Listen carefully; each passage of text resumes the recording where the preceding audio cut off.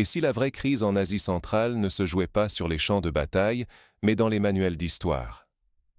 L'Ouzbékistan vient de faire une déclaration fracassante. Pour la première fois, Tachkent adopte un ton qui rappelle étrangement l'Ukraine juste avant sa rupture avec Moscou. Officiellement, on reconsidère le passé soviétique. On met en avant les souffrances et la destruction de la culture ouzbèque. On parle même de répression, sans nommer la Russie. Mais tout le monde comprend le message. Ce n'est pas juste une question de mémoire. Derrière cette rhétorique, c'est tout un projet stratégique qui se joue. À la croisée des influences russes, chinoises et occidentales, l'Ouzbékistan utilise l'histoire comme levier dans un bras de fer géopolitique. Mais à quel prix? En s'éloignant de Moscou, Tachkent prend le risque de déstabiliser son économie, de provoquer des tensions avec ses voisins, voire de perdre une partie de son indépendance en devenant un simple pion entre les grandes puissances. Alors, que cherche vraiment l'Ouzbékistan avec ce discours? Pour comprendre ce qui se joue réellement, revenons sur le contexte historique et géopolitique de la région. Comment une nation réinvente-t-elle son passé pour façonner son avenir? En Ouzbékistan, cette question est devenue le cœur d'un véritable bouleversement politique et identitaire. Pendant des décennies, l'ombre soviétique planait sur Tachkent, laissant derrière elle une mémoire complexe. D'un côté, l'apport des infrastructures, une certaine stabilité et l'ouverture vers la modernité. De l'autre, la domination, la répression et la perte d'autonomie au profit de Moscou. Aujourd'hui, ce passé n'est plus seulement raconté, il est réécrit, et ce n'est pas un hasard. L'histoire officielle ouzbèque gomme progressivement les aspects positifs de la période russe et soviétique. Dans les discours et les manuels, ce sont désormais la résistance, la souffrance et la quête d'indépendance qui priment. Pourtant, la réalité économique demeure indissociable de la Russie. La plupart des corridors de transit vers l'Europe passent par le Kazakhstan et la Russie, des centaines de milliers d'Ouzbeks, travaillent toujours dans les grandes villes russes.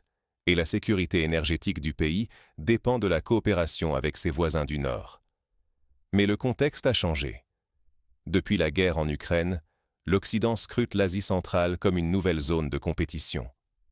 Washington et Bruxelles voient l'Ouzbékistan comme un potentiel relais stratégique, susceptible de s'émanciper de Moscou. En parallèle, la Chine investit massivement dans les infrastructures, offrant à Tachkent une alternative, mais aussi une nouvelle dépendance. Pris dans ce jeu d'influence, l'Ouzbékistan tente de jongler. Il se rêve indépendant de tous, mais reste vulnérable face à chacun. Les alliances économiques, les routes commerciales et le sort des migrants ouzbeks en Russie sont autant de leviers que Moscou garde en main.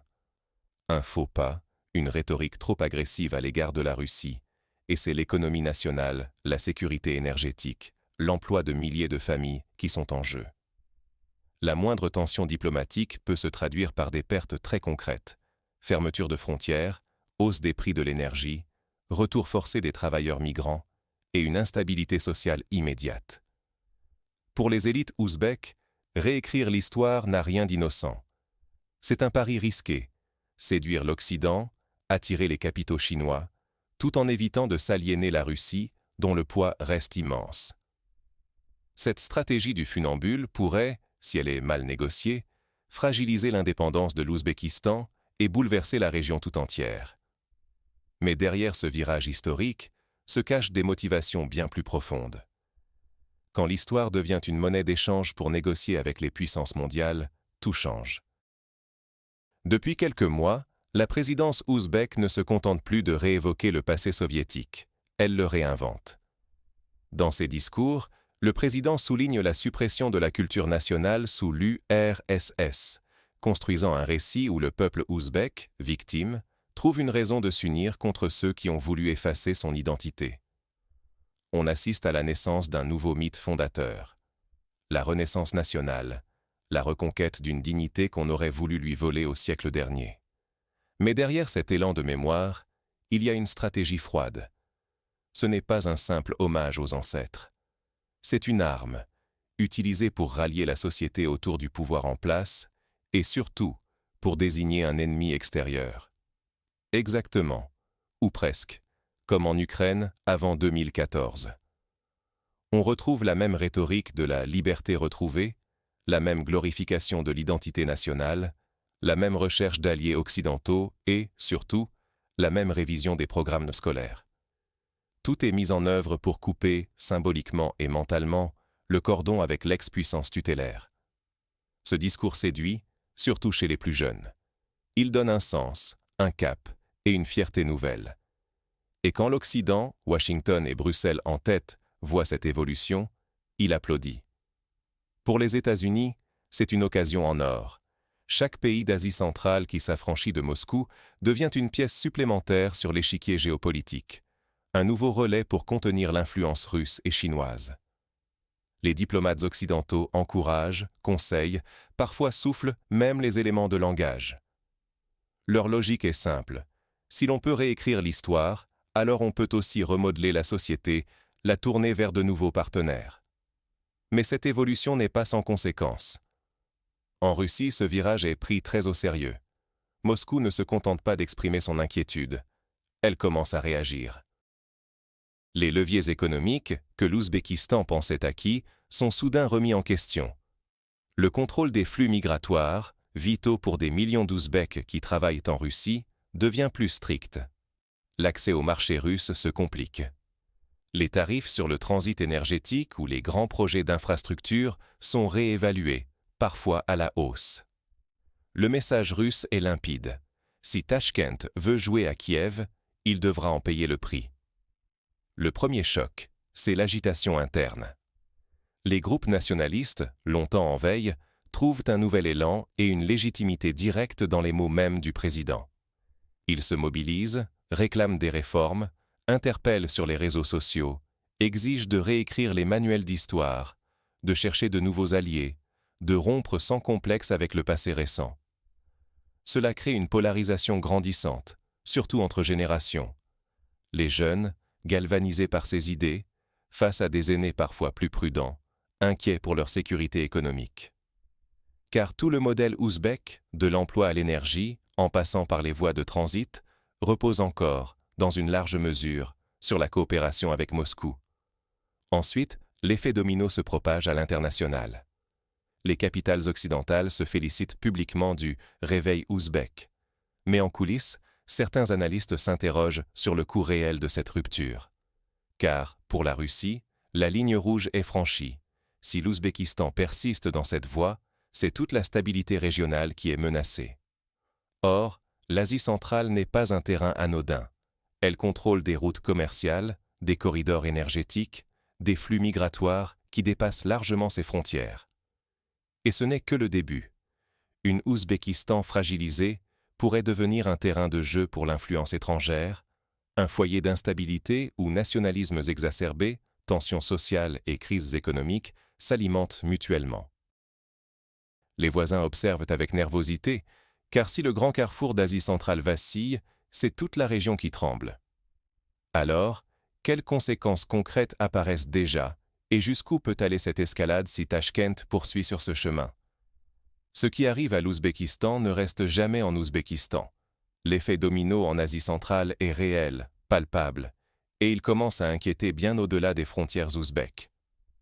Il faut comprendre que la vague nationaliste initiée à Tachkent ne se limite pas à une nouvelle lecture de l'histoire dans les manuels scolaires ou à quelques discours présidentiels vibrants.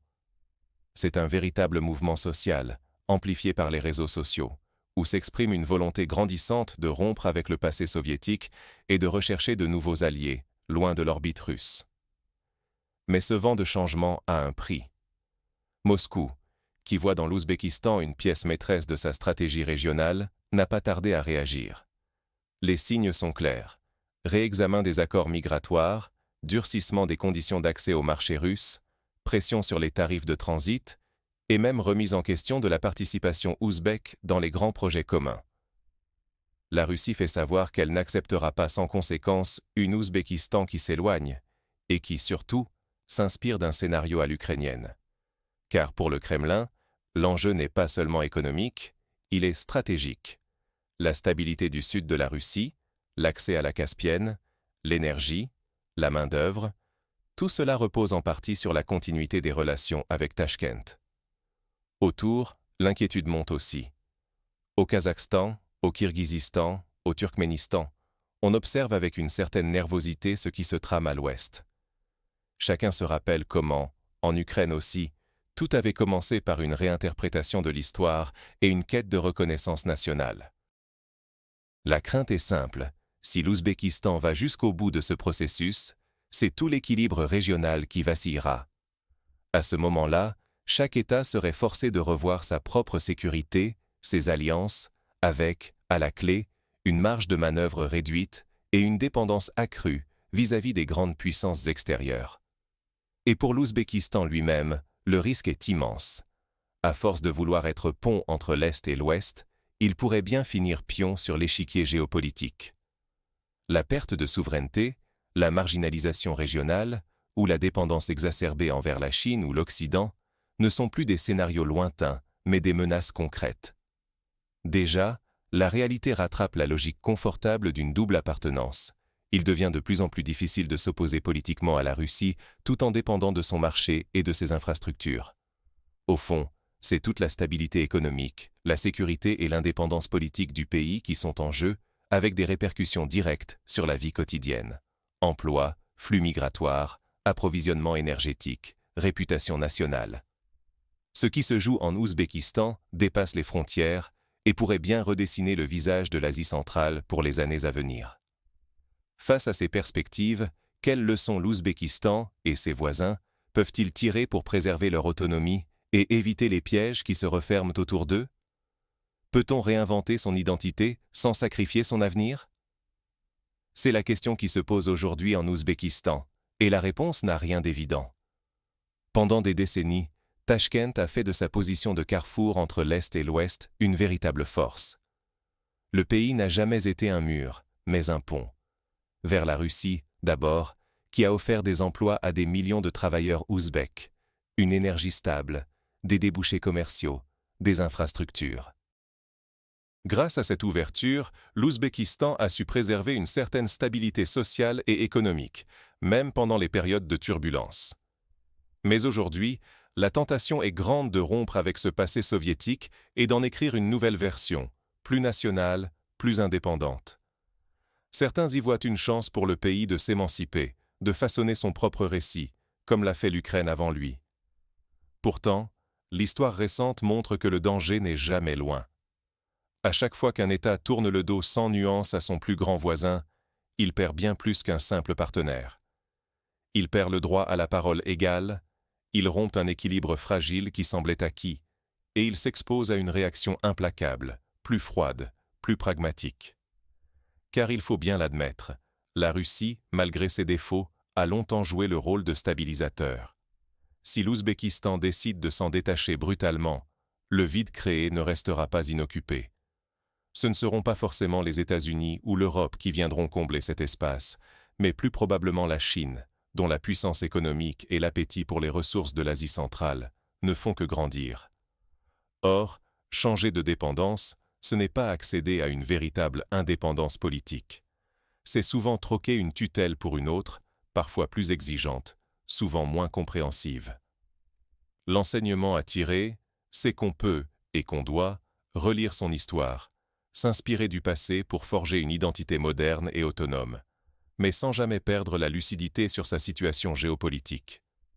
Vouloir effacer la Russie du récit national, c'est ignorer le poids d'un voisin qui, qu'on le veuille ou non, reste incontournable, au risque de bouleverser l'économie, la société et la capacité même du pays à décider de son propre avenir.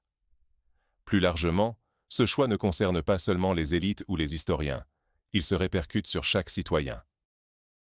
Cela touche les emplois, la migration, l'accès à l'énergie, la place du pays sur la scène internationale et jusqu'à la cohésion sociale elle-même. L'équilibre est donc incroyablement fragile. Il s'agit de s'ouvrir au monde sans se fermer à la réalité régionale, de moderniser sans s'aliéner, de défendre son identité sans sacrifier sa stabilité.